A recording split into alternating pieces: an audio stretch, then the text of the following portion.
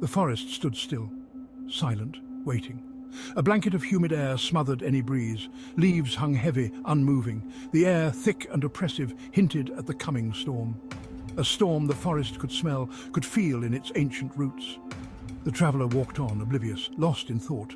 He didn't see the first flicker of lightning in the distance, didn't hear the low rumble that echoed through the trees. He didn't sense the forest holding its breath. He only felt the first raindrop when it hit his cheek, cold and heavy. The sky, once a hopeful blue, now churned with charcoal clouds. They gathered, ominous and swift, like ravens scenting death. The wind picked up, no longer a playful breeze but a growing roar. It whipped through the trees, their branches swaying violently, leaves ripped away in a frenzy. The traveller quickened his pace, his heart pounding in his chest. He pulled his cloak tighter, a futile attempt to ward off the coming deluge. Each gust of wind seemed to mock him, pushing him back, urging him towards something he couldn't see but could feel in his bones. The forest, no longer silent, was alive with the sound of the coming storm. The first fat raindrops fell, exploding against the dry leaves with angry snaps. Then came the deluge. A torrent of water, unleashed from the heavens, hammered the earth. The forest floor, moments ago dry and dusty, transformed into a swirling river of mud and leaves. The traveller, soaked to the bone, stumbled through the downpour. He was lost now, disoriented. The path, if there ever was one, had vanished beneath the onslaught. Each flash of lightning illuminated the forest in a skeletal, grotesque tableau. And in those fleeting moments of light, he caught glimpses. Something dark, moving, always at the edge of his vision. The storm raged on, relentless. Thunder roared, shaking the very foundations of the forest. Lightning, a blinding white, split the sky, illuminating the path with an eerie, flickering light. But it wasn't the path that chilled the traveller to the core. It was what the lightning revealed in the fleeting moments of brightness. A figure, tall and gaunt, shrouded in shadow, it seemed to glide through the trees, untouched by the downpour. It moved with an unnatural grace, always staying just beyond the reach of the lightning's glare. The traveller, fear gripping his heart, pushed onward. He had to get out of the storm. He had to escape the watchful gaze of the figure in the shadows. Section 5. A glimpse of darkness. The traveller stumbled and fell, his hands sinking into the slick mud. He lay there for a moment, the rain beating down on him, his chest heaving. He had to get up. He had to keep moving. As he pushed himself to his feet, a flash of lightning illuminated the forest, and there it was again, closer now, the figure. It stood motionless, its form obscured by the downpour and the shadows, but its eyes, 2 points of malevolent light, seemed to pierce through the darkness, watching him. A cold dread washed over him. He was being hunted. He scrambled to his feet and ran, his breath catching in his throat, the image of those glowing eyes seared into his mind. Section 6. Whispers in the wind. He ran blindly, desperately through the storm-ravaged forest. The wind howled around him, the rain lashed at his face, but he didn't slow down. He couldn't, not with that thing stalking him. He could feel its presence behind him, close, too close. And then he heard it. A voice? Or was it just the wind, screaming through the trees? It seemed to come from everywhere and nowhere at once, a low, guttural whisper that sent shivers down his spine. He didn't know what it said, but the tone was enough. Menace, warning. He had to get away. Section 7. Face to face. Another flash of lightning, brighter than the others, illuminated the forest in a stark white light. The trees, tall and foreboding, cast long, eerie shadows that danced with the flickering light. The air was thick with the scent of rain, and the distant rumble of thunder echoed through the woods. The traveller, blinded for a moment, stumbled to a halt. His heart pounded in his chest, each beat echoing in his ears. He squinted, trying to make sense of the sudden brightness that had momentarily turned night into day. The forest seemed to close in around him, the trees whispering secrets he couldn't understand. And then he saw it. Standing directly in his path, a figure shrouded in darkness, yet unmistakably there. It was as if the shadows themselves had taken form, solidifying into a presence that sent a chill down his spine. The figure. It was no longer a shadowy blur. As the lightning flashed again, he could see it more clearly. It was tall, unnaturally so, and its skeletal frame seemed to loom over him, casting an ominous shadow that swallowed the light. He could see it clearly now. Tall and skeletal, its clothes were rags hanging off its emaciated frame. The fabric, once perhaps vibrant, was now tattered and stained, clinging to the bones like a second skin. Each movement it made was slow, deliberate, as if it was savouring the moment. Its skin, pale and stretched taut over its bones, seemed to glow with an unnatural luminescence. The light from its body was cold, almost otherworldly, casting an eerie glow that made the surrounding darkness even more impenetrable. But it was the face that chilled him to the core, or rather the lack of one. Where a face should have been, there was only a smooth, featureless void. It was as if someone had erased its identity, leaving behind a blank canvas that was more terrifying than any monstrous visage. The void seemed to draw him in, a black hole of nothingness that threatened to consume his very soul.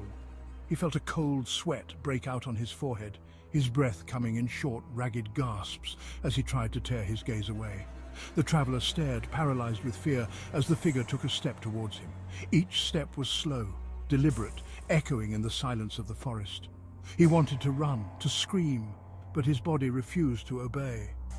The figure was getting closer, and with each step, the sense of impending doom grew stronger.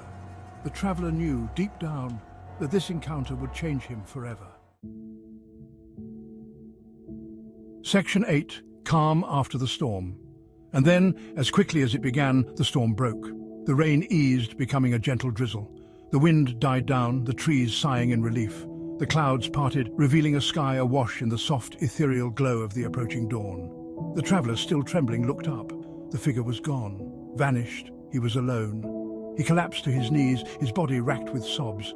He had survived the storm. He had escaped the creature in the darkness. But the memory of that night, of the storm, and the figure with the faceless void would stay with him forever. Section 9. A New Dawn.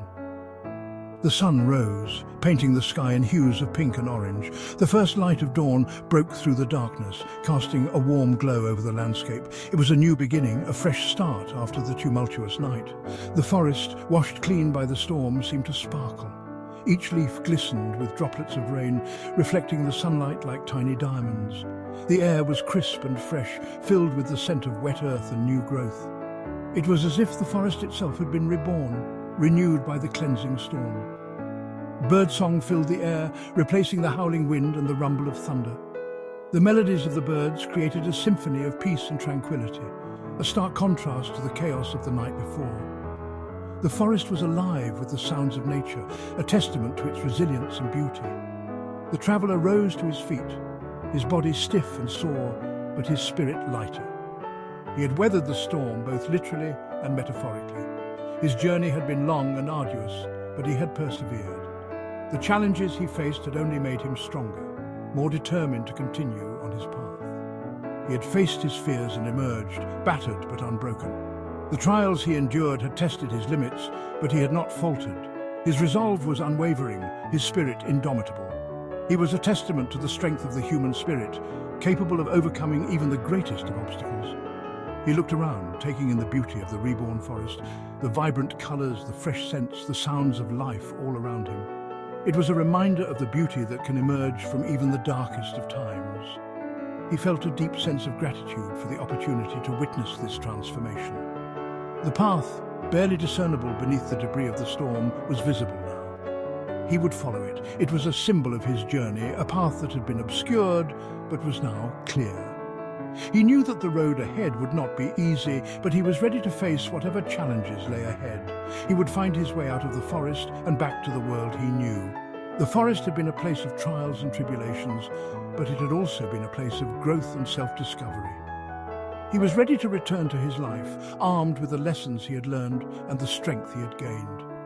He took a deep breath, filling his lungs with the sweet, earthy scent of the forest after the rain, and began to walk. Each step was a testament to his resilience, a promise to himself that he would continue to move forward, no matter what. The journey ahead was uncertain, but he was ready to face it with courage and determination.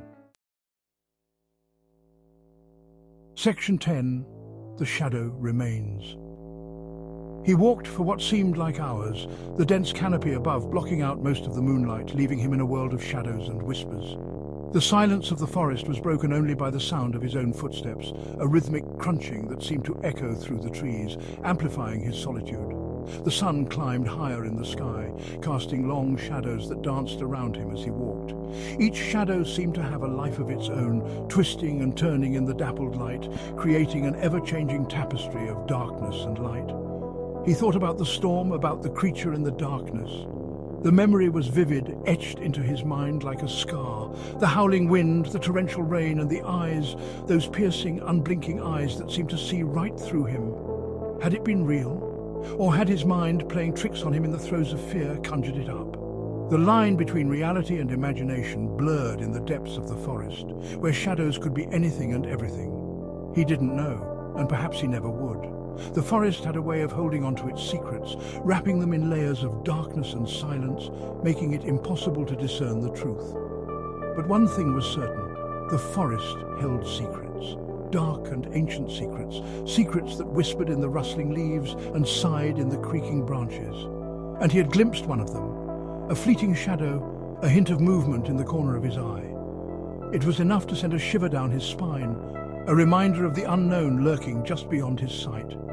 A glimpse that would stay with him, a shadow lurking at the edge of his memory, always there, always watching. It was a presence he could feel, even in the brightest daylight, a dark stain on his consciousness. A reminder of the night he faced the fury of the storm and the terror of the unknown. The storm had been a force of nature, relentless and unforgiving, but it was the creature that had truly terrified him. He never looked back. He didn't dare. He knew with a certainty that chilled him to the bone that the forest was alive with more than just trees and animals. There were things in the shadows, things that watched and waited, that if he did, he might see it again. Waiting, watching. The thought was enough to quicken his pace, his heart pounding in his chest like a drum, and he wasn't sure he could face the darkness a second time. The first encounter had left him shaken, a man forever changed by what he had seen. The forest was a place of beauty, but also of unimaginable terror. And as he walked, he knew that the shadow would always remain, a silent companion on his journey through the woods.